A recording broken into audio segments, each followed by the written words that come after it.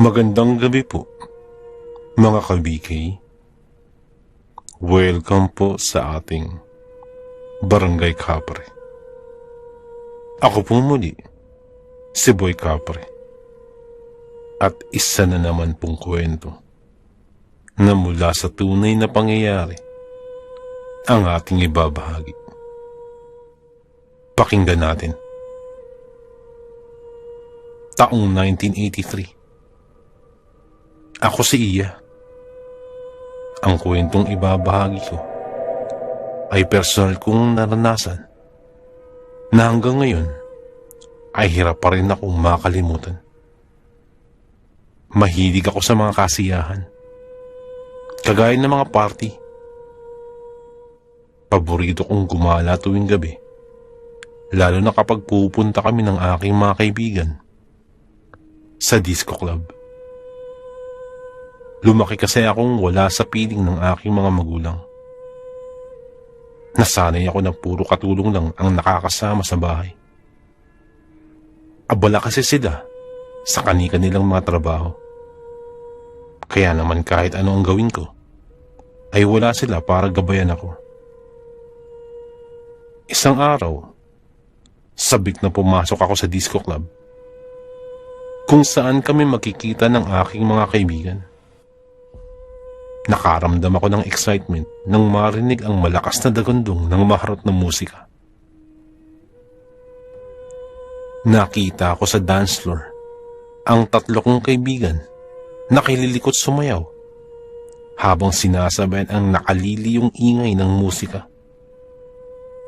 Parang sawa ang mga ito na kilalambot umindak habang nakikipagsiksikan sa gitna ng dance floor. May kasamang bagong muka ang mga ito, kung kaya't napakunot-noo ako at nagmamadaling nagpunta sa mesang alam kong inuukupan nila.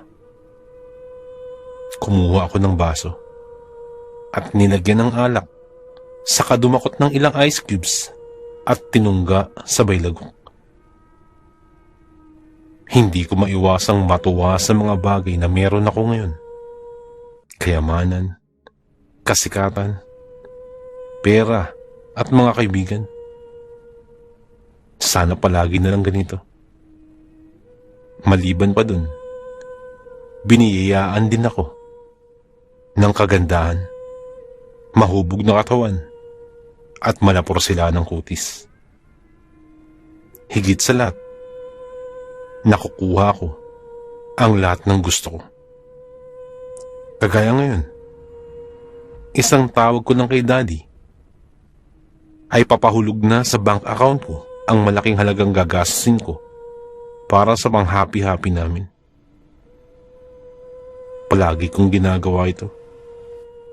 Sa tuwing tumatanggi kasi si Daddy, ay isusumbat ko kaagad ang kakulangan nila sa akin bilang mga magulang.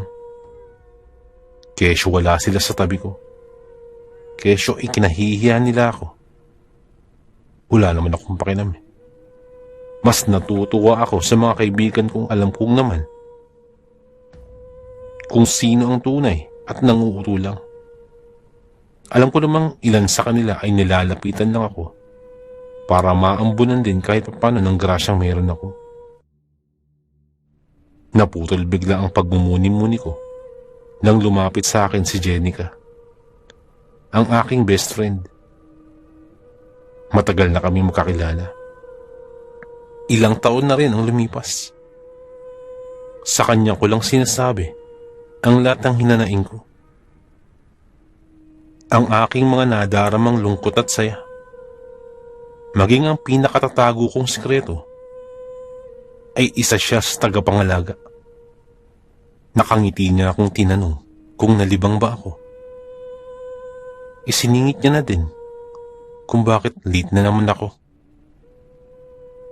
Tumawa lang ako at hinimas ang kakaayos ko lang na buhok. Sabay sabing, kagagaling ko lang sa parlor. Narinig kong suminghap ang kaibigan ko. Sabay sabing, bakit daw hindi ko siya isinama?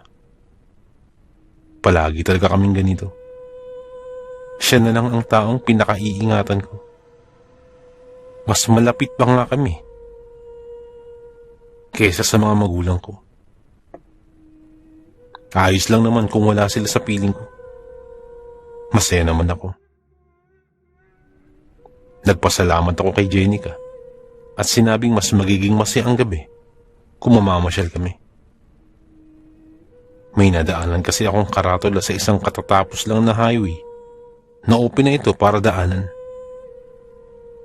Sa tansya ko ay papunta itong Naga.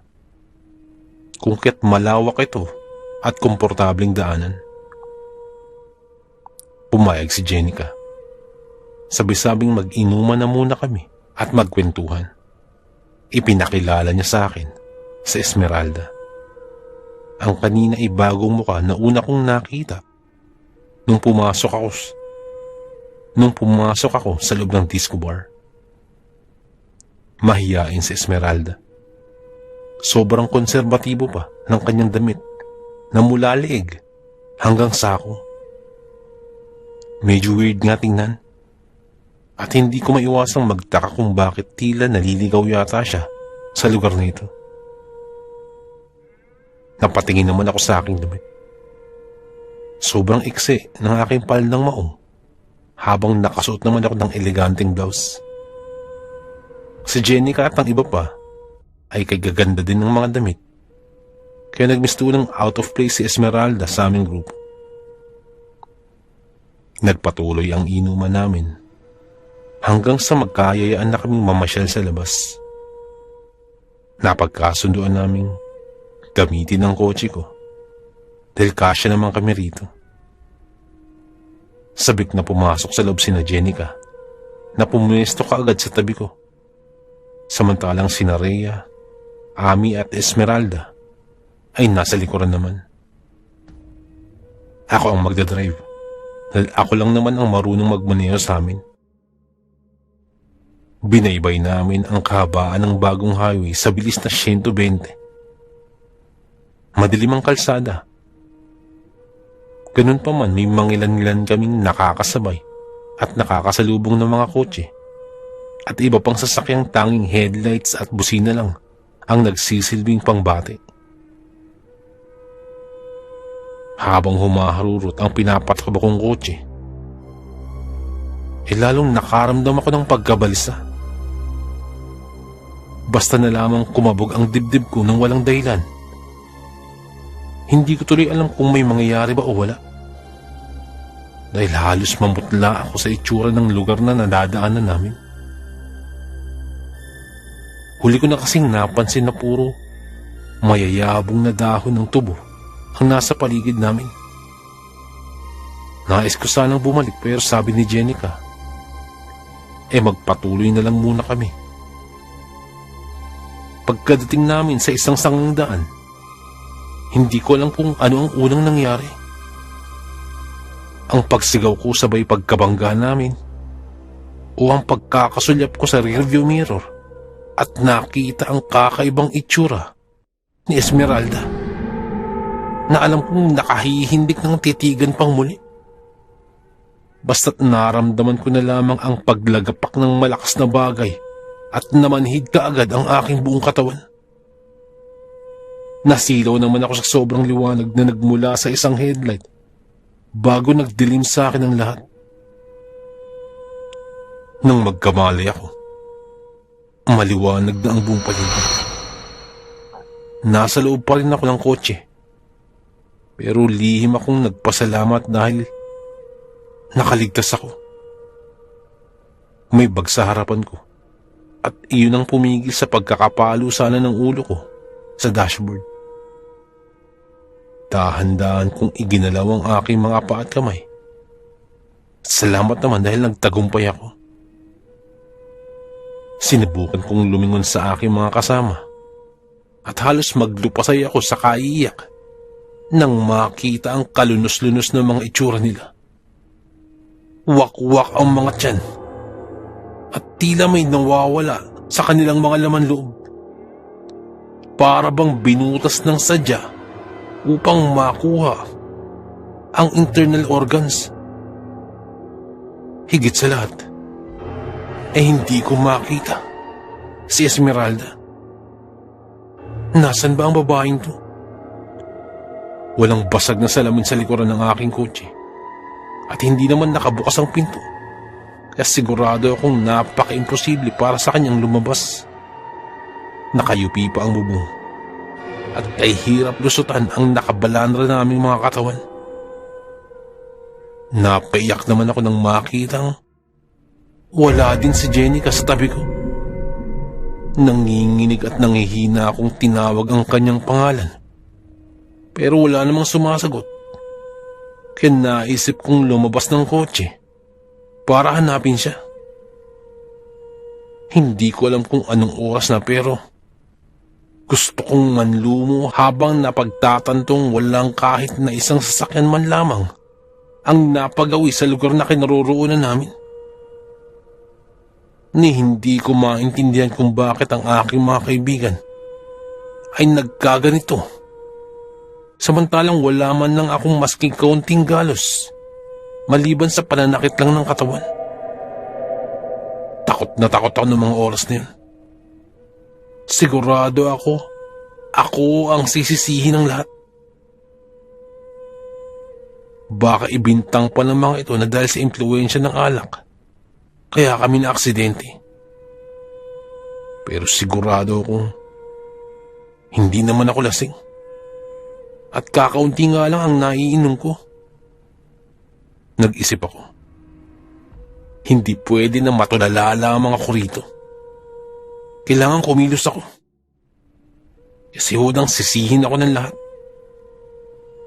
Nagpasya akong lumabas at gumapang sa asfaltadong kalsadang yun.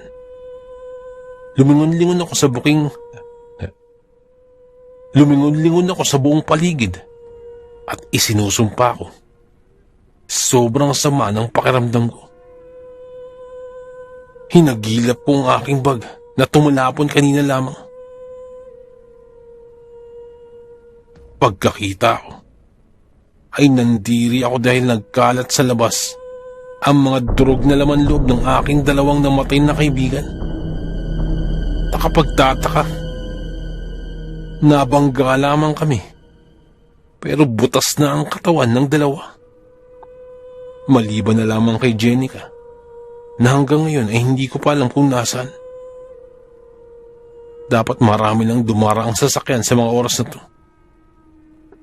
Nakapagtatakang wala man lamang akong natatagpo ang maski taong naglalakad. Hindi ko tuloy alam kung naliligaw ba kami o kung saan na lang napadpad. Tiningnan ko ang suot kong relo at nakitang basag din ito. Nagugulang sinapo ko ang ulo hanggang sa mahagip ng tingin ang pamilyar na bestidang yun na kagabi ko pa napupuna. Sa Esmeralda. Iika-ika ako siyang sinundan dahil parang hindi niya ako narinig. Ngunit napasinghap ako nang nakita akong hila niya sa buhok ang nasasaktang si Jenica na panay ang pagmamakaawa. Naliligo na si Jenica sa sariling dugo at halos gutay-gutay na ang kanyang damit. Kitang-kita ko na marami siyang sugat sa katawan habang nakayapak lamang. Hindi ko alam kung pinaglalaroan ba ako ng pagkakataon. At sa tuwing tatawagin ko kasi si Jenica, ay hindi niya rin ako naririnig. Ang tanging alam ko lang, patuloy ako sa paglalakad hanggang sa makarating ako sa isang munting baryo. Tahimik ito. Nasa bahay lang ang mga tao. Umuusok ang kani-kanilang mga lutuan at tila ba pinagpipiestahan ang kung anumang pagkain niluluto nila. Gusto ko na nga lang masok nang makitang tinatadtad ng isang matandang lalaki ang isang kamay na hula ako ipagmamayari ng isang tao. Tutup ang bibig na ipinasya kong lumibot para makita ng malinaw kung ano nga ba ang ginagawa nila. Nang medyo makalapit ako ng pwesto, gusto ko magsisigaw sa labis na takot nang makita ang bangkay ni Ami na tinadtad at nakalagay sa isang malaking kawali na pakiwari ko ay pinakaluang tubig. Napaatras ako at wala sa wisyong naglakad pabalik sa nabangga kong kotse. Hindi ko alam kung paanong napunta doon ang katawan ni Ami. Kay bilis naman ang pangyayari. Pagdating ko sa kotse, halos lumawa sa gulat ang aking mga mata nang makitang wala na palang nakaupo sa likod ng kotse, maliban sa dalawang katawan ng saging na nakasandal doon. Naglumikot ang aking imahinasyon at nagsimula na sa pagtahip ng malakas ang aking dibdib. Natatandaan ko ang aking yaya dati. May ikinuwento siya sa akin nun na tungkol sa mga aswang. Hindi malabong aswang nga ang mga taong nakita ko kanina. At sa pagdating namin dito, kakatayin na kami. Namumutlang napalingon ako sa paligid. Halos takasan ako ng kaluluwa nang may nakatayo na palang isang batang babae sa likuran ko at hinihila na ang laylayan ng aking damit. Sabi ng bata, may isang sandali sa buhay ng isang tao na kailangan nating maging matatag. Kailangan ko lang daw tawagin ang Panginoon dahil hindi biro ang lugar na kinaroroonan namin. Mabuti na lamang. Nasa ilalim ako ng proteksyon ng isang nilalang na ayaw namang sabihin ng bata kung sino. Wala akong maintindihan. Pero itinulak na ako ng bata. Sabay sabing kailangan ko na raw lumayo bago pa mawala ang bisa ng bagay na inilagay niya sa akin. Humakbang na ako kahit naguguluhan pa ako at naglakad ng walang direksyon. Hindi ko na alam kung ano nga ba ang ibang bagay na matutuklasan ko pa. Ngunit bukod dun, nag-aalala rin ako kay Jenica. Baka mamaya ay kinakatay na din siya kagaya ng iba pa. Naikuyong ko na lamang ang aking mga palad at padabog na naglakad. Sigurado ko may kinalaman si Esmeralda sa mga nangyayaring ito sa amin.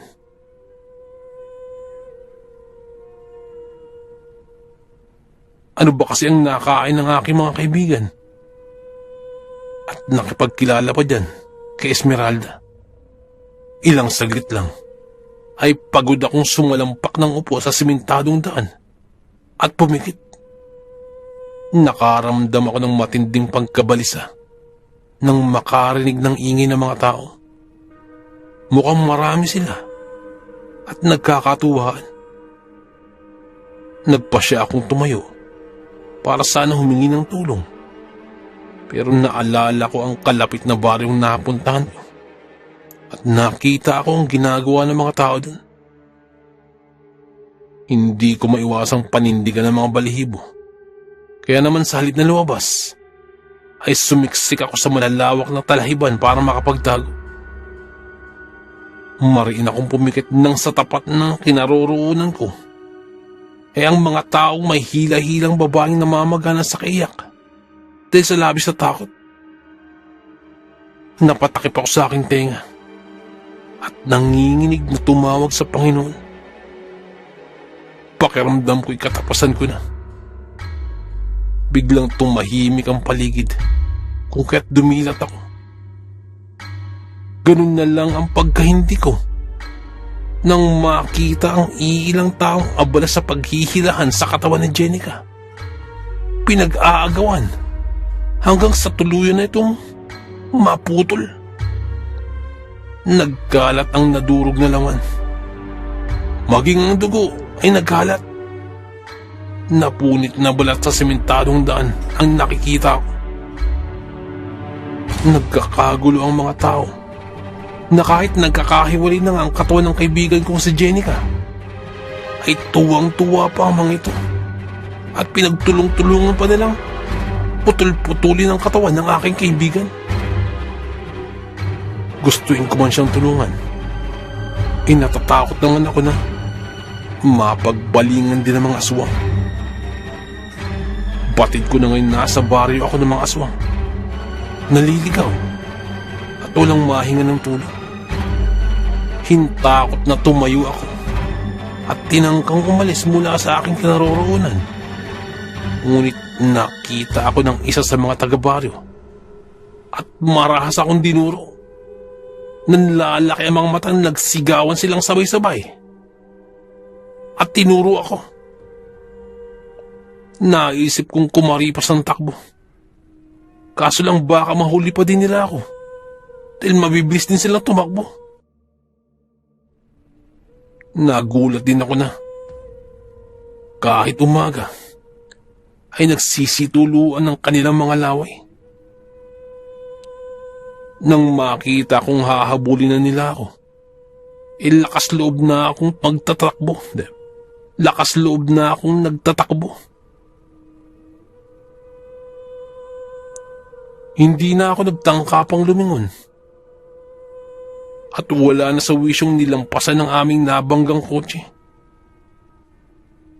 Halos mapasingap naman ako nang biglang magsipagdaanan ang mga kotse. Hindi ko tuloy alam kung paano nakarating ulit ako sa malawak na highway.